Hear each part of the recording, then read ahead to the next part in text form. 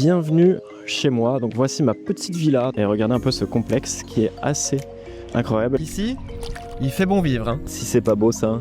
Je pense sincèrement que ça va finir comme Bali.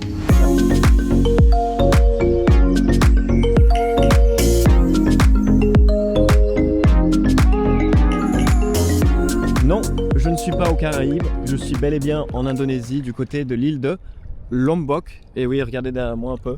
Franchement, hop, si je fais le tour, c'est magnifique. L'eau est complètement transparente. Il y a 10 000 teintes de bleu autour de moi. C'est trop beau. Il y a des rochers au loin. C'est sûrement une des plus belles plages que vous pouvez trouver du côté de Lombok. La mer est calme. Elle doit être bien à 30 degrés, donc hyper agréable. Le sable, on dirait du sucre glace. C'est incroyable. Je suis trop content d'être ici. C'est la première fois que je viens à Lombok. Et à travers cette vidéo, je vais explorer plein d'endroits, notamment autour de Kuta, à l'endroit où j'ai décidé de rester. Et c'est d'ailleurs à cet endroit que la plupart des gens restent. Bon, on dira quand même ailleurs, mais je vais vraiment vous donner mes premières impressions sur ce coin d'Indonésie qui, jusqu'à présent, ne me déçoit pas du tout. En même temps, il suffit de voir derrière moi. Alors, juste pour la petite histoire, si vous êtes un petit peu intrigué de l'histoire de l'Indonésie ou que vous avez regardé un peu les news dernièrement, vous avez peut-être vu les gens détruire des warung sur des plages. Des warung, c'est les restaurants locaux. Et il s'avère que c'est cette plage où ça a lieu parce que des investisseurs veulent, a priori, construire un Luna Park ici. Le projet devrait voir le jour dans 1 à 2 ans. Donc il faut profiter de cette plage avant qu'il soit trop tard parce qu'elle est juste incroyable, sublime. Et le moins qu'on puisse dire, c'est qu'ici, il fait bon vivre. Et vous allez voir tout au long de cette vidéo, c'est pour ça que je vous invite à bien rester jusqu'à la fin. Il y a pas mal de pépites à découvrir ici. Et là, je suis sur la plage et directement mon pote Anthony qui me coupe mon ananas. Si c'est pas beau ça. Terima kasih Anthony. Lombok est magique.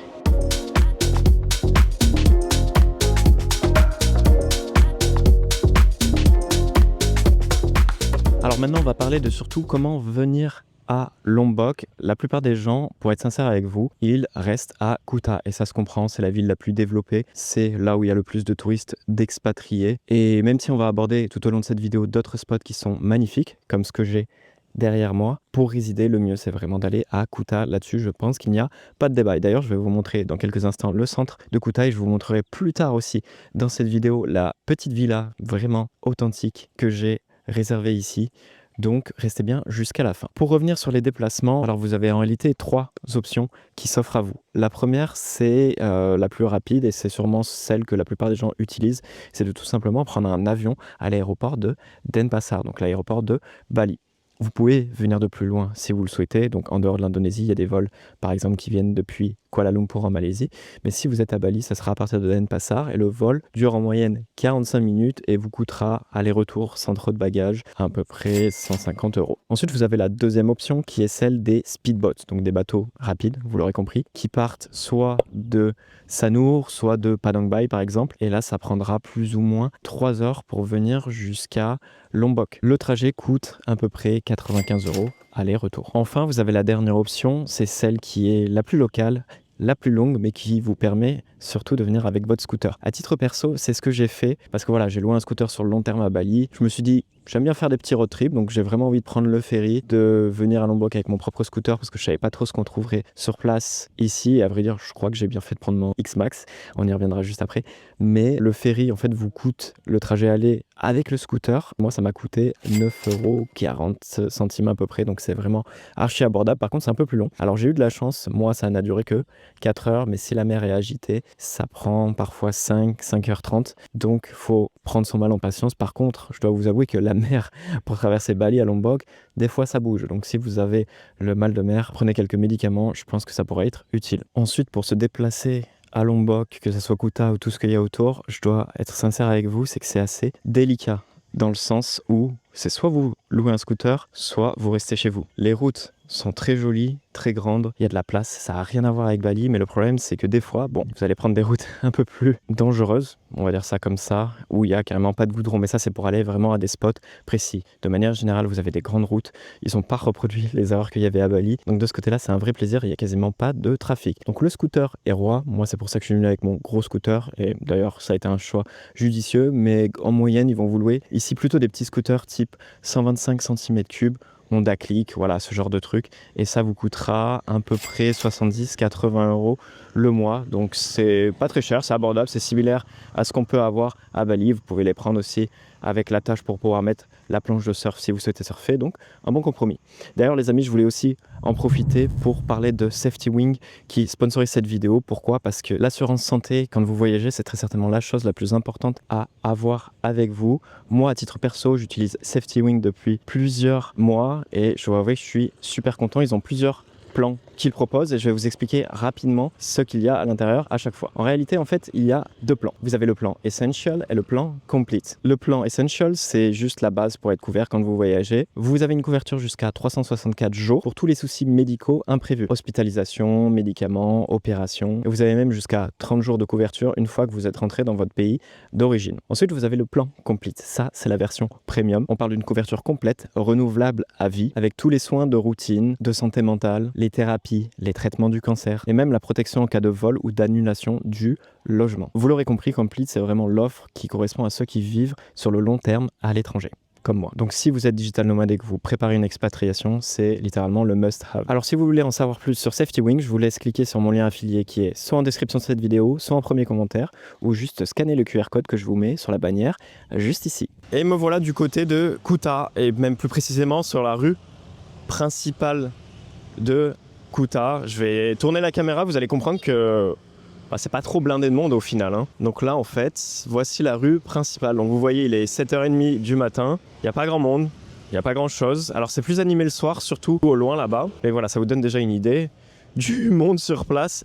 Ça a quand même rien à voir avec les rues principales que vous pouvez trouver à Bali. Et il y a un Starbucks quand même, c'est dire. Et Quicksilver. Donc j'avoue qu'à titre perso, vivre à Kuta, c'est très agréable parce qu'il n'y a pas trop de monde. Les routes sont incroyables, que ça soit ici, mais surtout autour, vous avez vraiment... ça n'a rien à voir avec Bali. Je vais souvent prendre Bali comme comparaison dans cette vidéo, mais c'est parce que c'est très parlant. Et en fait, vous avez littéralement des 2x2 voies où il y a quasiment pas de trafic. C'est-à-dire, il n'y a pas de voiture, il y a 2-3 scooters qui passent. Et c'est des routes assez propres. C'est des espèces de grosses plaques de béton, comme ça peut être le cas aux Philippines, aux États-Unis. Après, je trouve qu'en termes de tourisme aussi, alors il y a pas mal de gens qui viennent ici pour surfer, il y a une vraie culture du surf, il y a aussi beaucoup de gens qui sont des backpackers qui viennent découvrir Lombok. Il y a quand même une petite communauté de digital nomades, je vous rassure, et ça fera l'objet d'une seconde vidéo bien évidemment. Mais je trouve que on se sent bien ici, c'est pas surchargé de personnes, c'est un peu à taille humaine littéralement. Et certains disent que ça ressemble vraiment à l'ancien Bali. Alors je préfère être sincère, je n'ai jamais connu l'ancien Bali. Je suis arrivé pour la première fois à Bali en 2024. Honte à moi, c'est ce que les gens disent assez souvent de Kuta, c'est que ça ressemble à l'ancien Bali et que c'est beaucoup moins touristique. Et en termes de communauté sur place, je peux vous dire un truc, c'est qu'il y a beaucoup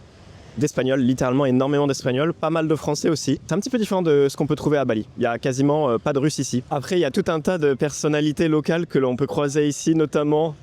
Tranquillement. JB! Ça va ou quoi? Ça va et toi? La forme?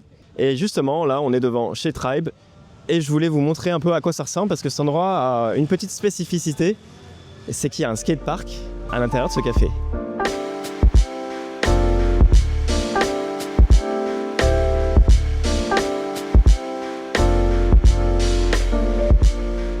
Bon, là, je suis avec JB. JB que vous connaissez sûrement si vous êtes abonné à la chaîne depuis plus d'un an. Parce que je crois que t'as été sur une de mes premières vidéos à l'époque. Où j'ai sorti ma même première vidéo sur Bali. Le temps passe vite. Ça fait quand même pas mal de temps que toi, t'es sur Lombok et que tu me parles de Lombok. Donc, je suis content de t'avoir aujourd'hui avec moi pour cette vidéo. La première question que j'ai envie de te poser, c'est comment toi, t'as vu l'évolution de Lombok et pourquoi tu penses que c'est un peu the place to be en ce moment? Bah écoute, moi ça fait en cumulé, je pense que j'ai passé 1 an à Lombok sur ces 4 dernières années. Donc j'ai vu pas mal de périodes différentes sur Lombok, donc il y a 4 ans à maintenant. Et ça a une accélération, mais genre démentielle, en termes de construction, en termes de développement, en termes de tourisme, etc. Donc the place to be, je sais pas, mais en tout cas pour moi je m'y sens beaucoup mieux qu'à Bali. Par rapport justement aux gens, tout est plus simple ici. Les communautés en tout cas, c'est des gens beaucoup plus accessibles, tu vois. Ok. Les plages, ça ressemble à un Bali plus authentique, celui qu'on a un peu perdu en restant longtemps à Bali ces dernières années. En termes de trafic, tout est beaucoup plus simple, c'est plus petit, t'es plus vite à l'extérieur, donc moi je préfère. Je suis plus proche aussi de mes passions, tu vois, donc le skate, là on est dans un skatepark, et le surf, bien évidemment, donc non, c'est trop cool d'être ici, quoi. Et suite à ça, comment tu vois les choses évoluer ici à Lombok? Est-ce que tu penses, enfin même plus précisément, on peut parler de Kuta, hein, qui est l'endroit où la plupart des touristes viennent. Comment tu vois les choses évoluer? Est-ce que tu penses que ça va vraiment finir comme un Bali ou pas totalement parce que ça ramène pas vraiment les mêmes personnes? Je pense sincèrement que ça va finir comme Bali, voire même pire, dans le sens où là il y a un plan de restructuration de Kuta à Lombok, où ils vont installer des casinos. Donc comme tu le sais, comme tu sais, il y a déjà le GP, donc qui est une des plus grosses courses de moto d'Indonésie. Donc un énorme circuit avec des énormes autoroutes installées à l'extérieur de la ville. Et là ils vont urbaniser la ville, donc ils vont tout développer, donc avec des casinos, des infrastructures beaucoup plus luxueuses. Il y a pas mal de petits warung, donc des restaurants locaux indonésiens qui sont virés parce que les plages sont rachetées pour Ouais, j'en ai parlé juste avant dans la vidéo justement. Moi je trouve ça horrible, mais actuellement c'est vraiment the place to be, comme tu l'as dit, parce que pour moi genre tout est encore petit, tout est encore minimaliste, il y a encore cette vie de village, mais je vois très bien que ces 6 derniers mois ça a pris une dimension mais de rapidité en termes de développement qui est incroyable. Je te dirais que là d'ici 2 ans, en fait si tu veux, tous les décors naturels de l'endroit sont en train de se faire terrasser pour installer des villas, des buildings, comme partout dans le monde, j'ai envie de te dire, tu vois. On a de la chance d'être à cet endroit là maintenant parce qu'on peut encore profiter de cette nature qui est abondante, mais c'est bientôt fini. Donc pour moi, oui, ça va se développer et ça va être encore plus cher que Bali. Les gens étaient à Bali, ils viennent à Lombok, et dans quelques années ça sera Sumbawa, et en fait le but c'est que ça va se développer comme ça de plus en plus sur toute l'archipel. Ok, hyper intéressant. Donc vous avez les bons conseils maintenant. Pour venir à Lombok, vaut mieux le faire maintenant et pas dans 6 ans. Ouais. Et tu vas surtout me montrer tes skills, parce que là il y a le skatepark qui est juste à côté de nous et moi je vais voir ce que ça donne. Allez, let's go. Allez.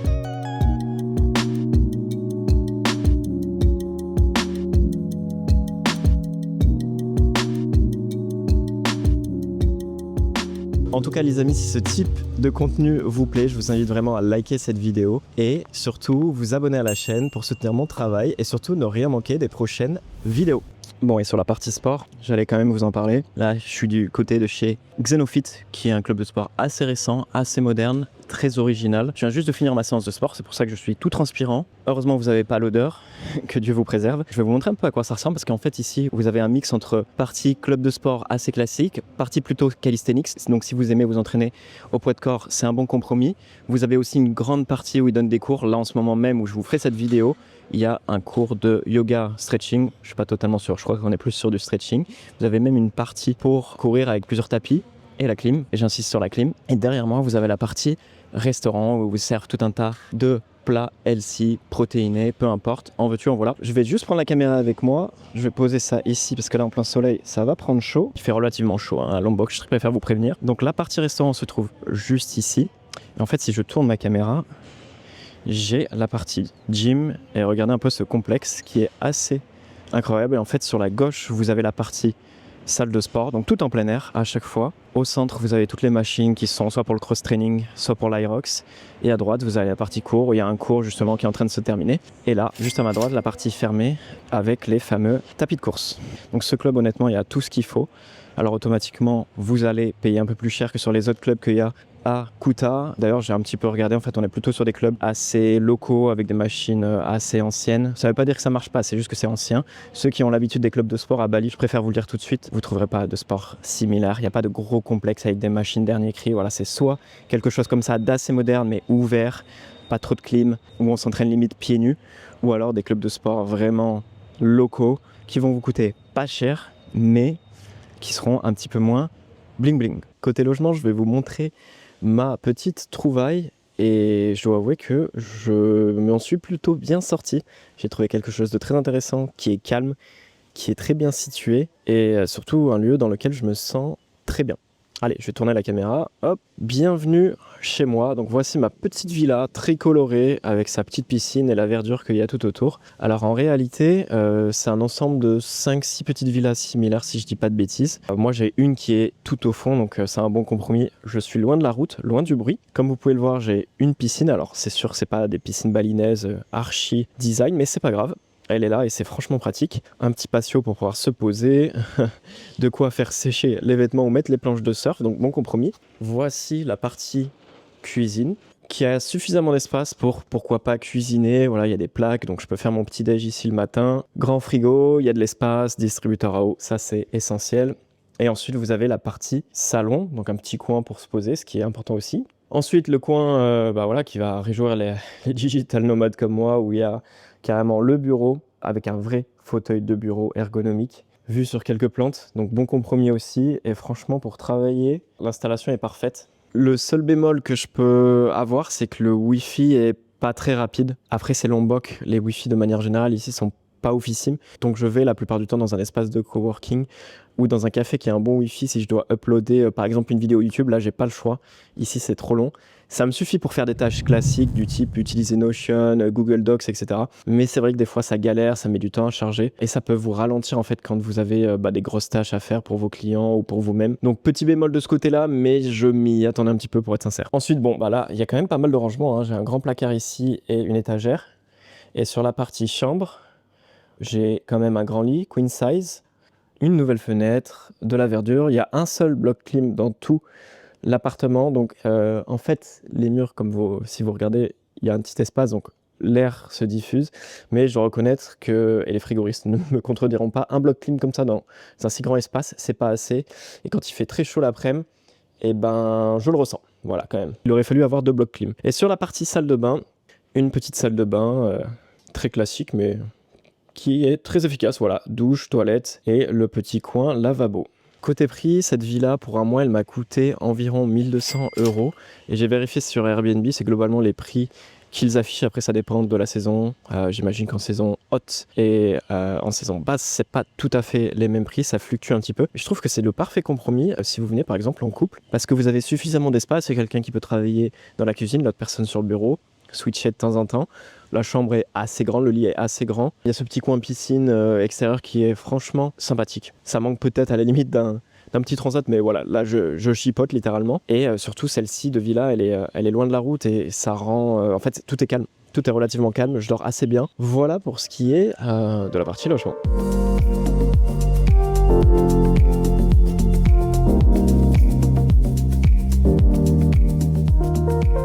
Et me voici devant chez Folks Café. C'est un lieu que je voulais à tout prix vous présenter à travers cette vidéo. Je pense que vous pouvez dès à présent le sauvegarder dans vos téléphones et dans votre wishlist pour Lombok. Je vais vous montrer un peu à quoi ça ressemble. Très clairement déjà, pour commencer, vous avez un mini-golf. Bon, c'est pas le mini-golf du futur, hein. Il y a 3 pistes qui sont assez simples, mais pour le coup c'est là. Et regardez un peu cette vue que vous avez juste à côté. Donc le café se trouve sur cette partie-là, comme vous pouvez le voir. Et là, vous pouvez commander votre café, quelques trucs à manger. Ils ont des smoothie bowls, des plats un peu plus classiques et autres. Et là, vous avez directement vue sur Maya Beach, au loin. C'est magnifique. Je pense que vous pouvez noter la vue sur 10 dans les commentaires, mais moi, je lui mets un 9,5. Voilà. J'enlève 0,5 parce qu'il y a une pelleteuse en bas, mais c'est tout. Et juste à côté, il y a des gens qui font du parapente, ou du moins ce qui s'apparente à du parapente. Regardez, ils sont juste là. Donc ça, c'est une activité que vous pouvez faire aussi à Lombok, donc assez intéressant. Il y en a plein. Voilà, si on n'est pas bien ici, j'ai commandé un Ice Spanish Latte. Je vais aller vous dire tout de suite si il est bon. Bon ben, il est délicieux. Spanish Latte approuvé, avec la plus belle des vues.